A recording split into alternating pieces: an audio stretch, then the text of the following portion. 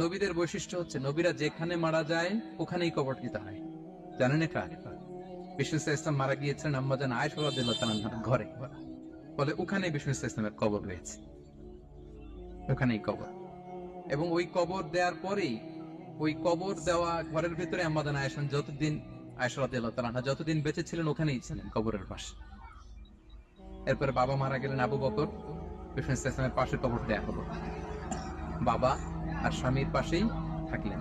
এরপরে ওমরে ফারুক মারা গেলেন, ওনারও কবর দেয়া হলো। কিন্তু এখন তো আর বাবা আর স্বামীর সাথে পর্দা নাই, ওমরে ফারুকের সাথে তো পর্দা আছে। তো তখন তিনি ঘরটা হয়ে গেছে ছোট, তিনটা কবরে অনেক জায়গা স্পেস নিয়ে গেছে, এখন অল্প একটু জায়গা পর্দা টাঙিয়ে দিলেন ওমরে ফারুকের সাথে পর্দা হিসেবে ছোট্ট একটা জায়গায়, যতদিন বেঁচে ছিলেন ওখানটাতেই ছিলেন। ওমরে ফারুক যখন আমিরুল মুমিনিন খলিফা, তখন ছেলে আব্দুল্লাহকে পাঠিয়েছিলেন যে যাও একটা অনুমতি আগে থেকে নিয়ে রাখো আম্মাজান আয়েশার কাছ থেকে, যেহেতু ঘরটা ওনার,